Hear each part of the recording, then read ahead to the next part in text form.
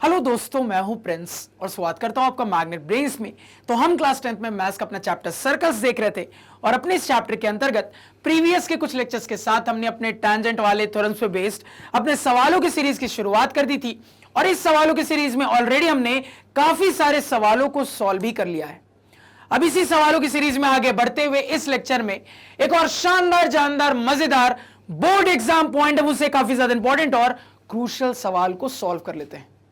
तो जैसा कि आप लोग देख पा रहे होंगे कि यह सवाल एनसीईआरटी एग्जाम्पलर का एक ऐसा सवाल है जो कि अभी तक हमसे बोर्ड एग्जाम में नहीं पूछा गया है, यानी कि यह सवाल अपकमिंग बोर्ड एग्जाम्स के लिए काफी ज्यादा इंपॉर्टेंट हो जाता है। और अगर यह सवाल बोर्ड एग्जाम में आता है सर, तो मल्टीपल वेज में पूछा जा सकता है। सर, यह सवाल हमसे बोर्ड एग्जाम में सब्जेक्टिव के फॉर्मेट में या तो 3 मार्क्स में या तो 4 मार्क्स में पूछा जा सकता है। सर, यही सेम सवाल हमसे बोर्ड एग्जाम में एमसीक्यू के फॉर्मेट में 1 मार्क्स में भी पूछा जा सकता है। अगेन, इस सवाल की खास बात यह है सर कि इस सवाल के लिए फिगर गिवन ही नहीं है, यानी कि यहां पे सवाल को समझने के बाद मुझे पहले फिगर तक पहुंचना पड़ेगा, उसी के बाद आगे की एनालिसिस हो पाएगी। तो बिना टाइम वेस्ट किए हुए सबसे पहले अपने सवाल को पढ़ लेते हैं। सवाल कह रहा है, if N isosceles triangle ABC in which AB is equal to AC is equal to 6 centimeter is inscribed in a circle with center O and radius 9 centimeter, find the area of the triangle। फिलहाल यहीं तक की कहानी समझते हैं, आगे की कहानी थोड़ी देर के बाद समझेंगे। तो यहां तक की कहानी के लिए फटाफट तरीके से सवाल का एक्सप्लेनेशन देख लेते हैं। एक्सप्लेनेशन को बिल्कुल ध्यान से सुनिएगा। सवाल के अंदर एक आइसोसेलेस ट्रायंगल एबीसी और एक सर्कल पे चर्चा चल रही है। कैसी चर्चा चल रही है समझना। सवाल में यह कहा जा रहा है कि हमारा जो आइसोसेलेस ट्रायंगल एबीसी है, यह ट्रायंगल एक सर्कल के अंदर इंस्क्राइब्ड है। अगेन, सवाल ने यह भी बता दिया है कि सर्कल का सेंटर O है। सवाल ने यह भी बता दिया है कि मेरे आइसोसेलेस ट्रायंगल के इक्वल साइड्स है AB और AC और यहां पे इक्वल साइड्स की लेंथ है 6 सेंटीमीटर। अब इतनी सारी जानकारी प्रोवाइड करने के बाद फाइनली सवाल हमसे अपने आइसोसेलेस ट्रायंगल का एरिया पूछ रहा है। तो सवाल का एक्सप्लेनेशन सभी को क्लियर हुआ? कहोगे सर एक्सप्लेनेशन की कहानी बहुत हद तक क्लियर है, डायग्राम देख लेंगे तो पूरी क्लैरिटी आ जाएगी। तो बिना टाइम वेस्ट किए हुए सॉल्यूशन की कहानी स्टार्ट करते हैं और सबसे पहले अपने एक्सप्लेनेशन की मदद से, सवाल की कहानी की मदद से डायग्राम तक पहुंचने की कोशिश करते हैं। और यहां पे डायग्राम का रास्ता बहुत इंटरेस्टिंग होने वाला है, बहुत कुछ सीखने को मिलेगा, ध्यान से सुनना। तो कुल मिला के सवाल में एक आइसोसेलेस ट्रायंगल और एक सर्कल पे चर्चा चल रही है, यानी कि हमें एक आइसोसेलेस ट्रायंगल और इसके साथ साथ एक सर्कल ड्रॉ करने की जरूरत है। कैसे ड्रॉ करना है उसके लिए सवाल ने यह बताया है सर कि हमारा जो ट्रायंगल है वो एक सर्कल के अंदर इंस्क्राइब्ड है। तो सबसे पहले अपने सर्कल को रैंडमली ड्रॉ कर लेते हैं। तो मान लो रैंडमली हमने अपने सर्कल को कुछ इस तरीके से ड्रॉ कर लिया। अब समझना, यहां पे जब ट्रायंगल के इंस्क्राइब होने की बात आएगी तो कुछ इंटरेस्टिंग ऑब्जर्व होगा, मल्टीपल फिगर्स तक हम पहुंचेंगे। तो इसको समझने के लिए एक डुप्लीकेट सर्कल भी बना लेते हैं सर, क्योंकि कुछ बहुत इंटरेस्टिंग यहां पे होने वाला है। तो हमने एक डुप्लीकेट सर्कल भी बना लिया। अब बहुत ध्यान से सुनना।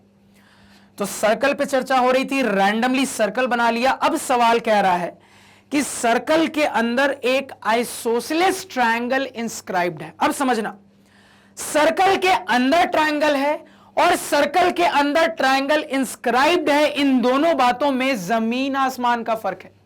अगर यह कहा जाता कि सर्कल के अंदर ट्रायंगल है तो अंदर में ट्रायंगल कई तरीके से हो सकता है, लेकिन अगर यह कहा जा रहा है कि सर्कल के अंदर ट्रायंगल इंस्क्राइब्ड है, इसका मतलब यह है कि मेरा ट्रायंगल सर्कल के अंदर इस तरीके से ड्रॉ किया गया है कि ट्रायंगल के तीनों वर्टिसेस मेरे सर्कल के बाउंड्री को टच कर रहे होंगे, क्योंकि मैंने आप लोगों को बहुत अच्छे से सर्कमस्क्राइब वर्ड और इनस्क्राइब वर्ड को कैसे डिकोड करना है समझाया था। कभी भी ये दोनों वर्ड्स आ जाते हैं तो तुरंत समझना कि ये जो अंदर बाहर वाले फिगर्स हैं वो एक दूसरे को टच कर रहे हैं। इस चीज को हम दिमाग में रखते हैं। तो इंस्क्राइब बोला जा रहा है तो ट्रायंगल अंदर में इंस्क्राइब्ड है, यानी कि ट्रायंगल के तीनों वर्टिसेस मेरे सर्कल के बाउंड्री को टच कर रहे हैं। अब यहां पे ध्यान से मेरी बात को सुनना। तो सबसे पहले अपने सर्कल का सेंटर लोकेट कर लेते हैं। तो सर्कल का सेंटर O है। इस चीज को हमने अपने मेन फिगर और डुप्लीकेट फिगर दोनों ही जगह लोकेट कर लिया। क्यों डुप्लीकेट फिगर बनाया है थोड़ी देर में समझ में आ जाएगा, पेशेंस रखो। देखो, तो मुझे अब अपने सर्कल के अंदर एक आइसोसेलेस ट्रायंगल इंस्क्राइब करना है। अब समझना बात को यहां पे, अगर आप सर्कल के अंदर एक आइसोसेलेस ट्रायंगल को इंस्क्राइब करने की कोशिश करोगे तो दो पॉसिबिलिटीज आपको समझ में आनी चाहिए। एक पॉसिबिलिटी कह दोगे सर की ऐसी हो जाएगी, एक इंस्क्राइब होने की पॉसिबिलिटी ऐसी हो जाएगी सर कि इस सिचुएशन में मेरा ट्रायंगल इस तरीके से इंस्क्राइब्ड है कि मेरे सर्कल का सेंटर ट्रायंगल के अंदर कहीं पे लाई कर रहा हो, जैसे कि यहां पे हो रहा है। तो एक ऐसी सिचुएशन पे सोचा जा सकता है जहां पे मान लो रैंडम तरीके से मैंने अपने आइसोसेलेस ट्रायंगल में इक्वल साइड्स के तौर पे इसको और इसको ड्रॉ कर लिया। अगेन अगर आप दिमाग लगाओ तो आपको समझ में आएगा सर कि अंदर आइसोसेलेस ट्रायंगल के इंस्क्राइब होने की एक और सिचुएशन ऐसे भी बन सकती है सर कि सर्कल का सेंटर ट्रायंगल के अंदर आए ही ना, यानी कि सेंटर ट्रायंगल के अंदर नहीं आएगा। अगर ऐसे ट्रायंगल को इंस्क्राइब करने की कोशिश करेंगे सर तो इस तरीके से भी अपने इंस्क्राइब्ड ट्रायंगल पे सोचा जा सकता है। दिमाग लगाइए सर, सच दैट मेरे आइसोसेलेस ट्रायंगल में मैंने इन साइड्स को इक्वल साइड्स की तरह ड्रॉ किया है। तो सोच पा रहे हो मेरी बात को? सवाल ने स्पेसिफाई करके बताया नहीं है कि ये वाला फिगर है कि ये वाला फिगर है। तो अगर दिमाग लगाएं तो मेनली ये दो सिचुएशन दिमाग में हिट करती है। एक इंस्क्राइब होने की ऐसी सिचुएशन है कि सेंटर जो है ये ट्रायंगल के बाहर है। एक इंस्क्राइब होने की ऐसी सिचुएशन है कि सेंटर जो है ये मेरे ट्रायंगल के अंदर है सर। अब मुद्दा ये है कि सर दोनों फिगर सही है सवाल के हिसाब से, या इनमें से एक सही है एक गलत फिगर है? तो समझना, यहां पे इनमें से एक सही है एक गलत है। कौन सा सही है कौन सा गलत है सर? तो सवाल के गिवन डेटा के हिसाब से ये वाला फिगर सही है, ये वाला फिगर गलत है। अब आपके मन में तुरंत एक बहुत बड़ा डाउट आएगा, सर आपने बोला सवाल के डेटा के हिसाब से ये वाला सही है ये वाला गलत है, कैसे सर समझाइए। अब इस चीज को समझने के दो तरीके हो सकते हैं। सबसे पहले तरीका नंबर एक ये हो सकता है कि बकायदा जैसा जैसा हमें बोला जा रहा है उस हिसाब से हम अपने कंस्ट्रक्शन चैप्टर के रूल्स के हिसाब से फिगर बना के देखें। तो जब कंस्ट्रक्शन चैप्टर के रूल्स के हिसाब से फिगर बना के देखेंगे तब हम पाएंगे ऐसा फिगर बन के तैयार हो रहा है, गिवन डेटा के हिसाब से ऐसा फिगर तैयार नहीं हो रहा है। लेकिन आप कहोगे सर एग्जाम में इतना टाइम थोड़ी ना होता है कि यहां पे अच्छे से प्रॉपर कंस्ट्रक्शन से फिगर बनाएंगे। एग्जाम में तो सर हम पेंसिल से फ्री हैंड फिगर बनाते हैं। तो यहां पे ये वाला फिगर गलत है ये वाला सही है, इसको समझने का कोई फटाफट वाला भी तरीका है? बिल्कुल है, थोड़ा सा दिमाग लगाना पड़ेगा। कैसे दिमाग लगाएंगे ध्यान से सुनना। तो सवाल ने आपको बता दिया है कि मेरे आइसोसेलेस ट्रायंगल के इक्वल साइड्स हैं 6 सेंटीमीटर। तो अगर इस फिगर के लिए बात की जाए सर तो मैंने अपने ट्रायंगल को ऐसा बनाया था कि ये मेरे इक्वल साइड्स हैं, यानी कि यही बन जाएंगे 6 सेंटीमीटर के। तो ये भी 6 सेंटीमीटर हो गया, ये भी 6 सेंटीमीटर। अगेन अगर मैं इस फिगर की बात करूं सर तो मैंने अपने ट्रायंगल को ऐसा बनाया था कि ये मेरे ट्रायंगल के इक्वल साइड्स बन जाएंगे, यानी कि यही बन जाएंगे 6 सेंटीमीटर ईच। ठीक है सर, मार्क करके रख लिया। अब समझना, तो सवाल में ये जो डेटा की बात हो रही थी, एक डेटा मैंने रिप्रेजेंट कर दिया। सर सवाल में सिर्फ यही एक डेटा नहीं है, इसके अलावा भी डेटा है। क्या डेटा है? तो सवाल ने मुझे अपने सर्कल का रेडियस बता दिया है 9 सेंटीमीटर का है। अब ध्यान से सुनना, पहले इस फिगर को एनालाइज करते हैं, समझते हैं क्यों ये गलत फिगर है। देखो तो सर रेडियस अभी तक हमने इस फिगर में रिप्रेजेंट नहीं किया है, रेडियस हमें रिप्रेजेंट करने की जरूरत है। खुद ही सोच के बताइए, दिमाग लगा के बताइए कि इस फिगर में रेडियस कैसे बनाना चाहिए।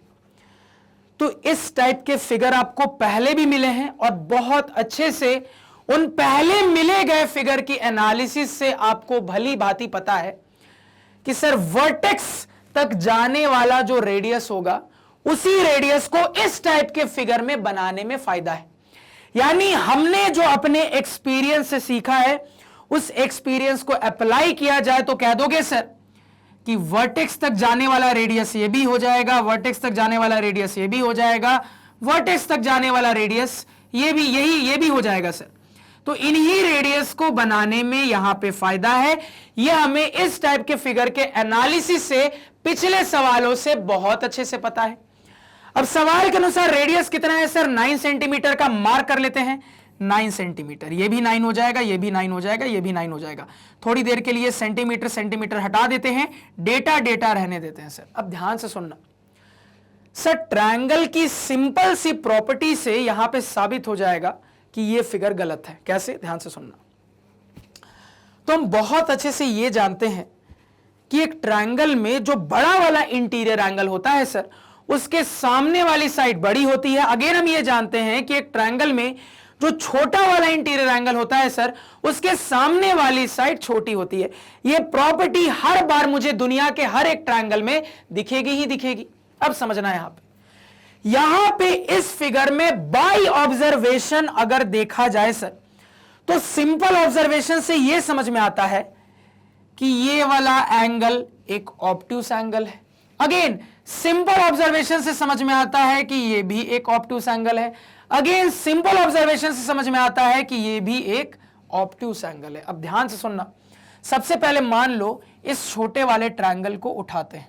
अब देखो, तो मुझे बहुत अच्छे से पता है सर कि एक ऑब्ट्यूस एंगल ट्रायंगल में भी ऑब्ट्यूस एंगल के अलावा जो इंटीरियर एंगल्स होते हैं वो एक्यूट होंगे। ये हमने सीखा है सर। यानी कि ये वाला एक्यूट हो जाएगा, ये वाला भी एक्यूट हो जाएगा। तो मान लो थोड़ी देर के लिए ऑब्ट्यूस को O से डिनोट करते हैं, एक्यूट को A से डिनोट करते हैं। अब कॉमन सेंस से सोच के बताइए, प्रॉपर्टी का इस्तेमाल करके बताइए कि ट्रायंगल में इंटीरियर एंगल के तौर पे एक ऑब्ट्यूस एंगल है और कुछ एक्यूट एंगल्स है। और हम बहुत अच्छे से जानते हैं कि बड़े वाले एंगल का सामने वाला साइड बड़ा होगा, छोटे वाले एंगल के सामने वाला साइड छोटा होगा। यानी कि अगर एक ट्रायंगल में एक ऑब्ट्यूस एंगल है और एक्यूट एंगल्स मुझे दिख रहे हैं, तो तुरंत उस सिचुएशन में हम फटाफट बोल देंगे सर कि ऑब्ट्यूस एंगल के सामने वाला साइड ट्रायंगल का सबसे बड़ा वाला साइड होगा और एक्यूट एंगल के सामने वाला साइड उस ट्रायंगल के छोटे साइड में से एक होगा। यानी कि ऑब्ट्यूस के सामने वाला ट्रायंगल का सबसे बड़ा वाला साइड हो गया और एक्यूट के सामने वाला साइड इसके कंपैरिजन में छोटा रहेगा सर। ठीक, कॉमन सेंस की बात। इस कॉमन सेंस को यहां पे फिट बैठाइए। फिट बैठाएंगे तो मुझे दिख रहा है कि ऑब्ट्यूस एंगल के सामने वाला साइड है 6 सेंटीमीटर का और एक्यूट एंगल के सामने वाला साइड है 9 सेंटीमीटर का। सर ब्लंडर हो गया। होना तो यह चाहिए था कि ऑब्ट्यूस के सामने वाला बड़ा, एक्यूट के सामने वाला कंपैरेटिवली छोटा। यहां तो उल्टा हो गया। यानी कि ये जो फिगर मान के हमने चीजों को ऑब्जर्व किया, ये हमारे प्रॉपर्टी को कॉन्ट्राडिक्ट कर दिया सर। इससे तुरंत अब अपने सिंपल एनालिसिस से कह देंगे ये वाला जो हमने फिगर इस सिचुएशन में बनाया है, ये एब्सोल्युटली गलत फिगर है। ऐसा फिगर इस सिचुएशन में बनेगा ही नहीं। अब देखो, इस सवाल की सबसे खास बात यह है, इस सवाल का सलूशन आप किसी भी मैथ बुक में उठा के देख लेना, किसी ने भी ये वाली सिचुएशन डिस्कस नहीं की है, सीधे इस फिगर को मानते हुए स्टार्ट कर दिया। अरे भैया, जब हम मैथ के किसी सवाल पे सोचेंगे तो हमारे दिमाग में तो बहुत कुछ आएगा ना। तो हमें पता होना चाहिए कि अगर कोई फिगर सही है तो क्यों सही है, कोई फिगर गलत हो रहा है तो क्यों गलत हो रहा है। और मैं आपको यह भी गारंटी के साथ बोलता हूं कि पूरे YouTube पे या फिर क्लासरूम में भी कोई भी एक भी ऐसा टीचर नहीं होगा जो कि आपको यहां पे बताएगा कि ये वाली फिगर की भी कहानी सोची जा सकती है और ये कहानी गलत साबित हो जाएगी। तो ये कहानी कोई भी आपको टीचर नहीं बताएगा। सभी डायरेक्टली बोलेंगे कि देखो ये सवाल है, ऐसे ऐसे फिगर बन जाएगा। मैथ ऐसे नहीं चलता है। मैथ्स में हर चीज पे हमें सोचना होता है। क्लियर है कहानी? तो यहां पे हमें बहुत अच्छे से अब ये क्लियर हो गया है सर कि ये फिगर क्यों गलत साबित हो जाएगा, यानी कि ये वाला फिगर ही हमारा सही फिगर होगा। अब समझना फिर से बात को। अब यहां पे कुछ स्टूडेंट्स के दिमाग में एक और डाउट आएगा। डाउट यह आएगा कि सर हमने जो यहां पे आइसोसेलेस ट्रायंगल के लिए सिचुएशन देखी, उस सिचुएशन में एक सिचुएशन ऐसी इमेजिन की कि सेंटर ट्रायंगल के अंदर हो, एक सिचुएशन ऐसी इमेजिन की कि सेंटर ट्रायंगल के बाहर हो। सर एक सिचुएशन ऐसी भी तो हो सकती है कि सेंटर ट्रायंगल के साइड पे हो, यानी कि कुछ इस तरीके से रैंडमली एक सर्कल बनाया। मान लो ये मेरे सर्कल का सेंटर हो गया। अब मान लो अपना आइसोसेलेस ट्रायंगल बनाते हैं। तो इस तरीके से आइसोसेलेस ट्रायंगल बना लिया सच दैट ये साइड इसके बराबर हमने बनाया। सर एक ऐसी सिचुएशन भी तो हो सकती है कि अंदर आइसोसेलेस ट्रायंगल इस तरीके से इंस्क्राइब्ड हो कि ट्रायंगल के किसी एक साइड के ऊपर सेंटर लाई कर जाए। अब देखो ये वाला फिगर भी रिजेक्ट हो जाएगा। क्यों रिजेक्ट हो जाएगा, देखो समझ सकते हैं। सर सवाल के अनुसार ये मेरे आइसोसेलेस ट्रायंगल की इक्वल साइड्स हैं, यानी कि ये 6 सेंटीमीटर के हो जाएंगे। अब तुरंत आपको दिखना चाहिए कि इस सिचुएशन में ये बन गया है मेरे सर्कल का डायामीटर, यानी इस सिचुएशन में, इस अजम्पशन में ये साइड के साथ साथ सर्कल के डायामीटर का भी काम कर रहा है। सवाल ने बता दिया है कि रेडियस 9 सेंटीमीटर है, तो डायामीटर कितना हो जाएगा, 9 2 18 सेंटीमीटर। लेकिन समझना यहां पे, सर मुझे यहां पे फिगर में दिख रहा है कि angle in a semi circle की कहानी बन रही है। डायामीटर सर्कल की बाउंड्री पे एंगल सबटेंड कर रहा है। प्रॉपर्टी से कह देंगे ये एंगल 90 डिग्री होगा। तो अगर ये एंगल 90 डिग्री हो गया तो अब क्या पाइथागोरस थ्योरम से इस साइड की लेंथ नहीं निकाली जा सकती? बिल्कुल निकाली जा सकती है। क्या हो जाएगी सर? तो इस साइड की लेंथ पाइथागोरस थ्योरम के मदद से हो जाएगी सर स्क्वायर रूट के अंदर इसका स्क्वायर यानी 6 स्क्वायर 36, अगेन इसका स्क्वायर यानी कि 36, यानी कि रूट अंडर 72, जिसको अगर सिंप्लीफाई कर लें सर तो 236 जा 72 हो जाएगा सर, यानी कि यहां पे फर्दर सिंप्लीफिकेशन से 6 बाहर आ जाएगा, 6 रूट 2 हो जाएगा सर। यानी पाइथागोरस से लेंथ आ रही है पूरी पूरी 6 रूट 2। बात कॉन्ट्राडिक्ट हो रही है सर, बात कॉन्ट्राडिक्ट हो रही है। डेटा के हिसाब से होना चाहिए था 18, एनालिसिस से आ रहा है 6 रूट 2। तो अगेन यहां से इस कॉन्ट्राडिक्शन से कह देंगे कि ये वाला फिगर भी ब्लंडर फिगर है, गलत फिगर है। अब फुल एंड फाइनल तरीके से ये हमने फाइनलाइज कर लिया अपने एनालिसिस से कि इसी टाइप का फिगर सही फिगर होगा। तो अब इस फिगर को थोड़ा सा अच्छे से बना लेते हैं। तो अब अपना डिसाइडेड फिगर अच्छे से ड्रॉ कर लेते हैं सर। तो सबसे पहले रैंडमली अपना सर्कल ड्रॉ कर लेते हैं। तो रैंडमली हमने अपना सर्कल ड्रॉ कर लिया। सवाल के अनुसार मुझे बता दिया गया है कि सर्कल का सेंटर O है, इसको भी हाईलाइट कर लेते हैं सर। हाईलाइट कर लिया। अब यहां पे अपना इंस्क्राइब्ड आइसोसेलेस ट्रायंगल बना लेते हैं। तो कुछ इस तरीके से हमने अपना इंस्क्राइब्ड आइसोसेलेस ट्रायंगल भी ड्रॉ कर लिया है और हमने अपना आइसोसेलेस ट्रायंगल इस तरीके से ड्रॉ किया है कि यही मेरे ट्रायंगल के इक्वल साइड्स की तरह बिहेव कर रहे हैं। अब सवाल के डेटा के अनुसार इक्वल साइड्स की लेंथ होनी चाहिए सर 6 सेंटीमीटर। इस लेंथ को हाईलाइट कर लेते हैं। तो सर ये भी हो गया 6 सेंटीमीटर, एनालिसिस के लिए ये भी हो गया 6 सेंटीमीटर। अब समझना सर, सवाल ने हमें अपने आइसोसेलेस ट्रायंगल का नामकरण प्रोवाइड कर दिया है। ट्रायंगल का नाम है ट्रायंगल एबीसी। तो मुद्दा यह है सर कि रैंडमली किसी भी वर्टेक्स को ए, किसी को भी बी, किसी को भी सी कह सकते हैं, या फिर कोई रेस्ट्रिक्शन है। तो ध्यान दीजिएगा, रेस्ट्रिक्शन है सर। क्लियरली बोला जा रहा है कि आप जो अपना आइसोसेलेस ट्रायंगल बनाओगे ये इस तरीके से बनाओगे कि आपके ट्रायंगल में इक्वल साइड्स ए बी और ए सी होने चाहिए। तो इस रेस्ट्रिक्शन के हिसाब से ये कह देंगे सर कि इन दोनों में से कोई एक ए बी होगा, कोई एक ए सी होगा। अब मुद्दा यह है कि इनमें से किसको ए बी बनाया जाए, किसको ए सी बनाया जाए, तो आपकी मर्जी है किसको क्या बनाना है। मान लो रैंडमली इस वाले को ए बी बना लेते हैं, रैंडमली इस वाले को ए सी बना लेते हैं। आप चाहते उल्टा भी बना सकते थे, कोई दिक्कत नहीं है सर। अब ये जो हमने डिसाइड कर लिया है इसके हिसाब से क्लियर हो रहा है कि ये वाला ट्रायंगल का वर्टेक्स ए होना चाहिए। चूंकि ये ए बी है तो ये वाला ट्रायंगल का वर्टेक्स बी होना चाहिए। चूंकि ये ए सी है तो ये वाला ट्रायंगल का वर्टेक्स सी होना चाहिए।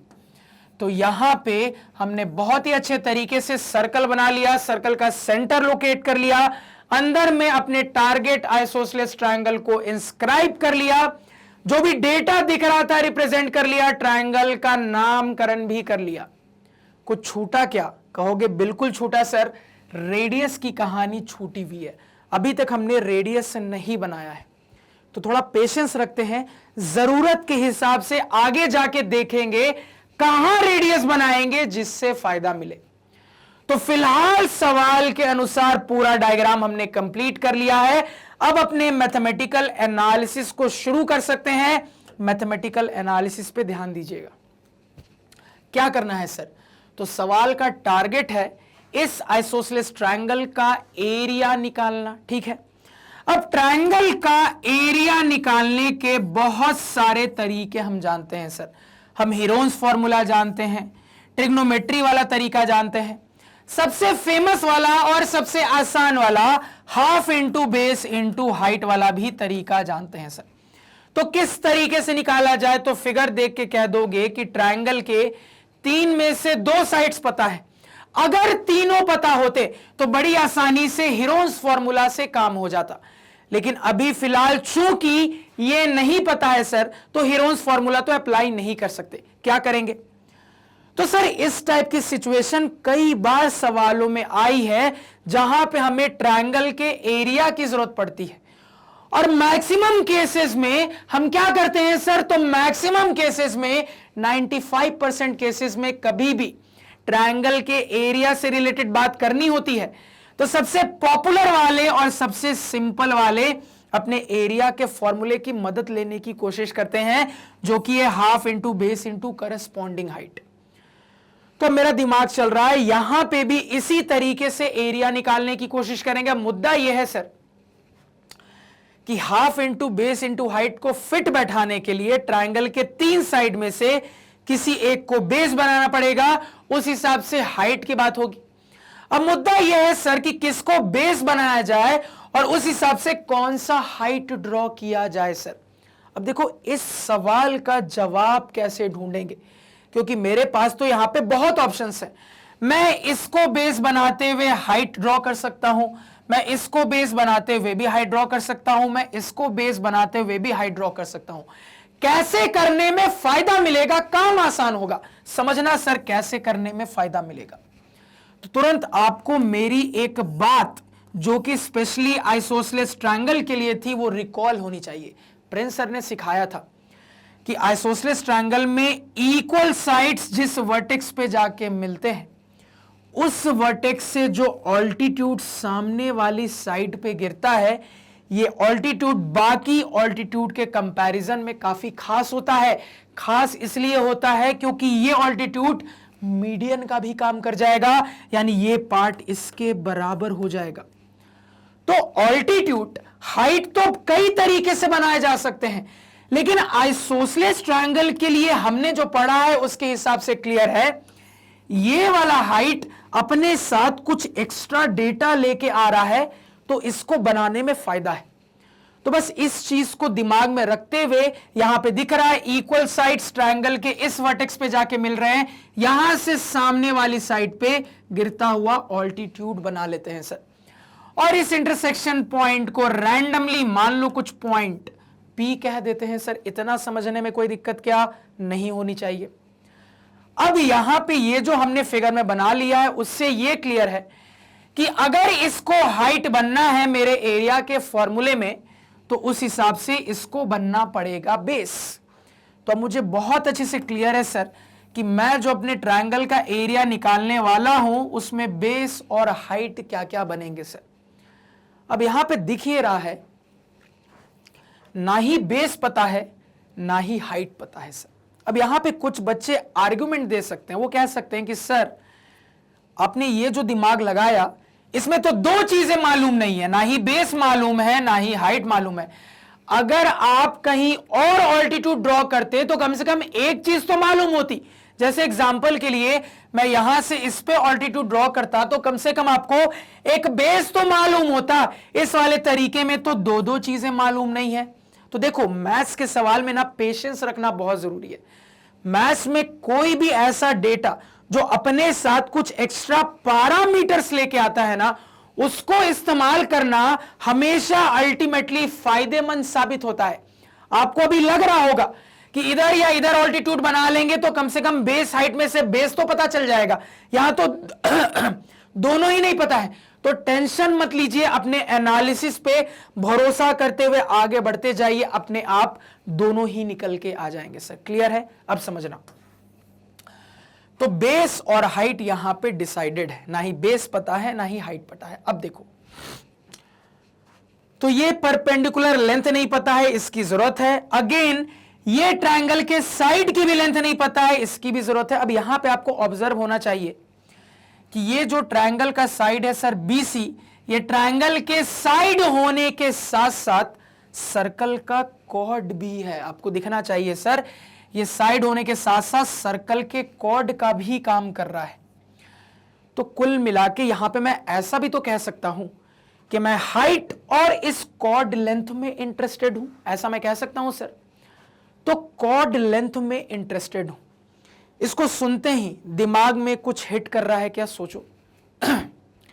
तो आपके दिमाग में हिट ये करना चाहिए कि सर कॉर्ड लेंथ में इंटरेस्टेड हैं, तो अभी अभी सीख के आ रहे हैं, सर ने बताया था कि किसी भी सर्कल के सवाल में अगर किसी कॉर्ड पे चर्चा चल रही हो, मुझे सेंटर दिख रहा हो, तो दो टाइप के कंस्ट्रक्शन बड़े काम के होते हैं, एनालिसिस काफी आसान बना देते हैं। यहां पे अभी फिलहाल दोनों में से कोई भी कंस्ट्रक्शन मुझे नहीं दिख रहा है, तो बना के देखते हैं, शायद काम आसान हो जाए। तो मैंने इन दो टाइप के कंस्ट्रक्शन में आपको बताया था सर कि एक तो परपेंडिकुलर ड्रॉप वाला कंस्ट्रक्शन होता है, एक होता है सर कॉर्ड के एंड पॉइंट को सेंटर से ज्वाइन कर लो। अब मैंने कहा था पहली प्रायोरिटी इस वाले कंस्ट्रक्शन को देके देखिए, अगर यहां से काम हो जाता है तो यहां जाने की जरूरत नहीं है, अगर यहां से काम नहीं होता तो इसको भी बनाने की कोशिश करेंगे सर। तो सबसे पहले अपने इस वाले कंस्ट्रक्शन को प्रायोरिटी देते हुए यहां पे क्या करेंगे सर, यहां पे सर्कल के सेंटर से अपने कॉर्ड पे एक परपेंडिकुलर ड्रॉप कर देंगे। अब समझना, बात को ध्यान से सुनना, बिल्कुल ध्यान से। सर हमने अभी फिलहाल जो इस आइसोसेलेस ट्रायंगल में ऑल्टीट्यूड बनाया, इस ऑल्टीट्यूड के बारे में मैंने आपको बताया, बड़ा खास है ये, क्योंकि यही मीडियन भी है। अब चूंकि ये मीडियन है तो सामने वाली साइड को दो इक्वल पार्ट में डिवाइड कर देगा, तो मैं यहां पे हाईलाइट कर सकता हूं कि ये पार्ट इसके बराबर है। कुल मिलाकर मैं कह सकता हूं कि ये जो पॉइंट P है ये इसका मिड पॉइंट है। अब आप क्या करने वाले हो, आप सर सर्कल के सेंटर से इसके ऊपर एक परपेंडिकुलर ड्रॉप करने वाले हो। अब आपके दिमाग में चल रहा है कि यहां से जो इसके ऊपर परपेंडिकुलर ड्रॉप करेंगे, अपने थ्योरम से कह देंगे कि ये परपेंडिकुलर सामने वाली साइड को दो इक्वल पार्ट्स में डिवाइड कर देगा। अब आपका दिमाग ये चला कि समझ में आ रहा है कि परपेंडिकुलर जो ड्रॉप होगा वो एग्जैक्टली ड्रॉप कहां होगा। मुझे क्लियर है कि कोइंसिडेंटली जो ये परपेंडिकुलर ड्रॉप होगा ये एग्जैक्टली इसी पॉइंट P पे ही ड्रॉप होगा, क्योंकि कॉमन सेंस से समझिए, आपने ऑलरेडी इसके बीच वाला पॉइंट ढूंढ लिया है और आपको पता है यहां से जो इस पर परपेंडिकुलर गिरेगा ये इसे दो इक्वल पार्ट में डिवाइड कर देगा, तो भैया बीच वाले पॉइंट पे ही तो गिरेगा। तो कोइंसिडेंटली क्लियर है कि ये जो परपेंडिकुलर यहां पे गिरेगा सर, ये एग्जैक्टली यहां पे गिरेगा सर। अब देखो, अब और क्या इंटरेस्टिंग चीज ऑब्जर्व होती है। इंटरेस्टिंग यहां पे यह ऑब्जर्व होगा कि सर यहां पे अब मैं ये भी कह सकता हूं कि सर्कल का सेंटर, सर ये वाला पॉइंट और ये वाला पॉइंट, ये तीनों मिलके कोलिनियर है, बकायदा स्ट्रेट लाइन है। क्योंकि यहां पे आप एज स्टूडेंट्स ये आर्ग्यूमेंट कर सकते हैं कि सर यहां पे एक ही पॉइंट पे अगर दो लाइनें गिराए जाए तो लाइनें टेढ़ी मेढ़ी भी तो हो सकती है, क्या गारंटी है कि ये लाइनें बिल्कुल सीधी हो? तो यहां पे इसकी गारंटी मिल रही है, यहां पे दिख रहा है कि ये मिलके कोलिनियर हो जाएंगे। कैसे हो जाएंगे समझना। तो कोलिनियरिटी साबित करने के मैंने आपको बहुत रास्ते बताए हैं, उनमें से एक रास्ता जो यहां पे आपको लगता हुआ दिख रहा होगा, एंगल के टर्म में कहानी चल रही है। तो अगर यह साबित कर दे कि ओवरऑल यहां पे 180 डिग्री बन रहा है, तो क्या यह स्ट्रेट लाइन साबित नहीं हो जाएगा? बिल्कुल हो जाएगा। और आपको यहां पे यह दिख तो रहा है सर कि ओवरऑल 180 डिग्री बन रहा है, आपको दिख तो रहा है सर कि ओवरऑल 180 डिग्री बन रहा है। दिख रहा है कि नहीं? बिल्कुल दिख रहा है सर। तो यहां से क्लियर है कि ये एक स्ट्रेट लाइन ओवरऑल साबित हो गया, यानी कि कोइंसिडेंटली ये पूरा का पूरा एक ऐसा स्ट्रेट लाइन साबित हो गया है जो कि इस कॉर्ड के साथ परपेंडिकुलर है सर। कोइंसिडेंटली एनालिसिस करके हमें ये सारी चीजें यहां पे दिख रही है। अब अगेन एक और इंटरेस्टिंग चीज आपको यहां पे दिख जाएगी, दिखिए जाएगा कि अब ये जो कंप्लीट चीज है ये एक्चुअली में क्या है, आपके सर्कल का रेडियस ही तो साबित हो गई सर। ये अब स्ट्रेट लाइन साबित हो गई है, तो एक ऐसी लाइन सेगमेंट है सर जो कि सेंटर से निकल रही है, बाउंड्री तक जा रही है। इसी लाइन सेगमेंट को तो रेडियस कहते हैं। रेडियस की लेंथ बता दी गई थी सर, यानी तुरंत कह देंगे ये जो पूरी लेंथ हो जाएगी ये 9 सेंटीमीटर की हो जाएगी सवाल के अनुसार। इतना समझने में कोई दिक्कत, किसी को कोई समस्या, कोई परेशानी क्या नहीं होनी चाहिए। फटाफट कहानी को नोट डाउन कर लो। अब देखो यहां पे तो टारगेट क्या था, टारगेट यहां पे ये लेंथ और ये लेंथ निकालना है सर। तो चीजों को एनालाइज करके देखा, एक कंस्ट्रक्शन बना के देखा है सर अभी फिलहाल। अब ये एक कंस्ट्रक्शन बनाने के बाद कुछ फायदा हुआ क्या, ये बताओ। फायदा हुआ, कुछ निकल के आया जो निकालना था उसमें से? तो कहोगे सर अभी फिलहाल ये करके भी कुछ फायदा नहीं हुआ है। बहुत सारी चीजें साबित हुई लेकिन ये करके भी कुछ फायदा नहीं हुआ है, कुछ और दिमाग लगाना पड़ेगा। और यहां पे एक और चीज याद रखना, इस सवाल को समझाते वक्त अभी बीच बीच में बहुत सारे छोटे छोटे सवाल बन रहे हैं, आप नोटिस कर रहे होंगे। ये बाइसेक्ट कर देगा या पॉइंट्स कोलिनियर होंगे, तो इसी सवाल में ये छोटे छोटे सवाल भी फ्रेम करके दिए जा सकते हैं।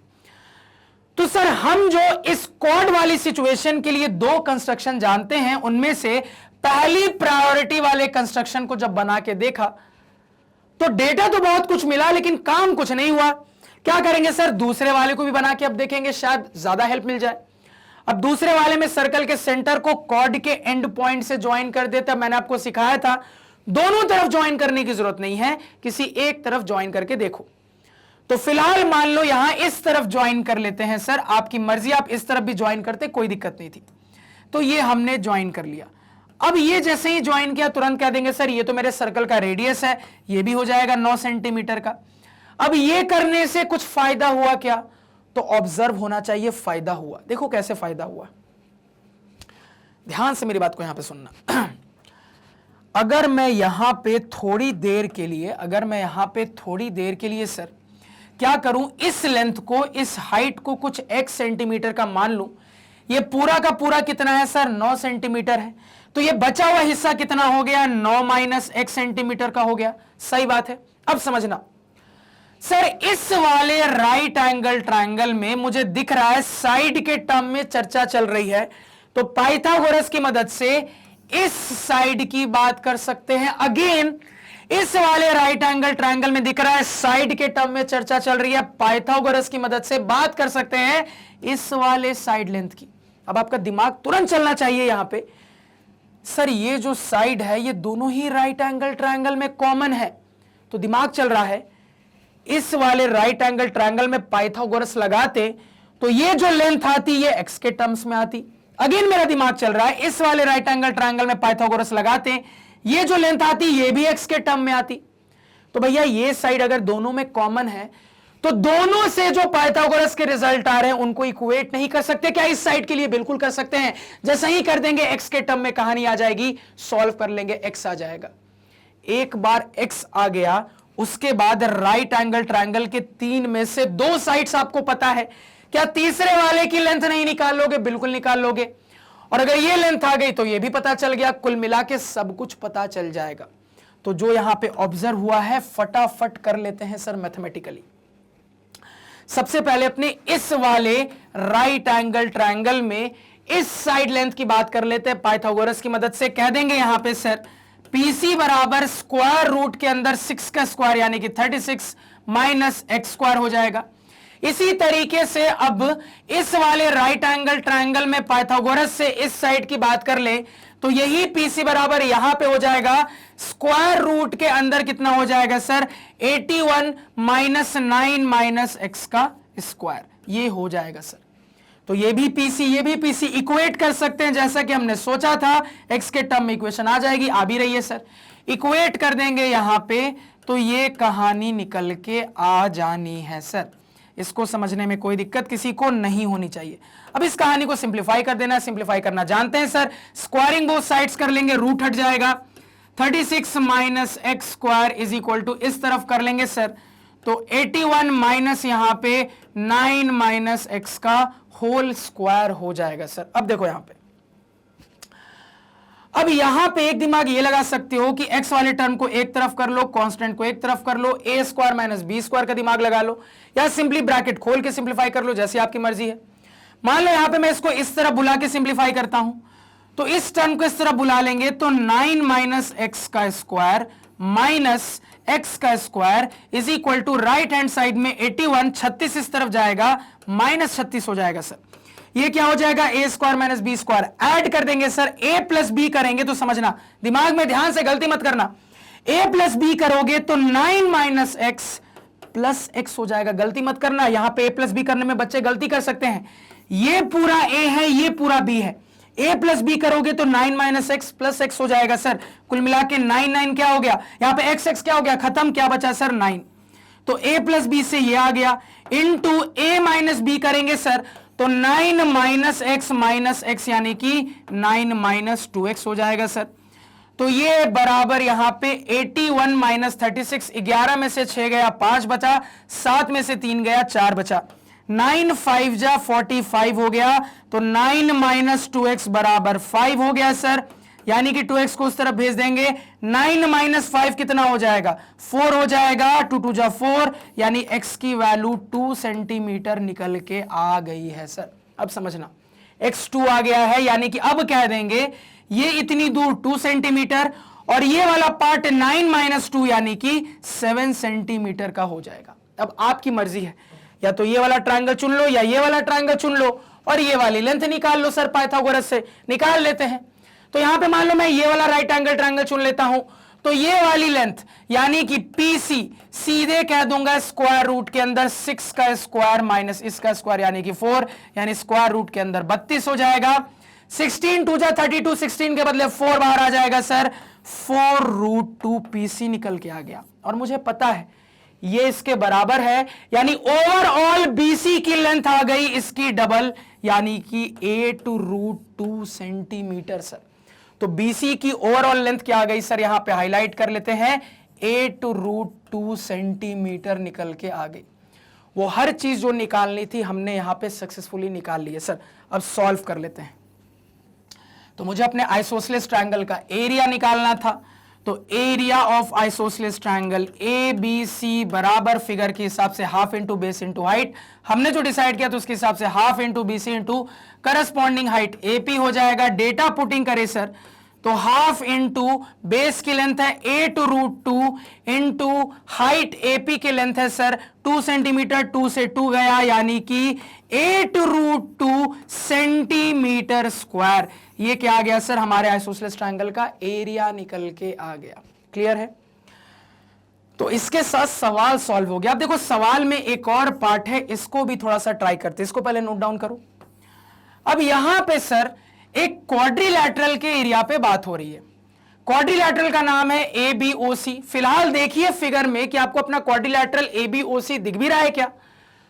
तो सर ABOC अभी फिलहाल नहीं दिख रहा है, कब दिखेगा? तो इसको कनेक्ट करोगे तब जाके दिखेगा। अब दिख रहा है क्वाड्रिलैटरल ABOC।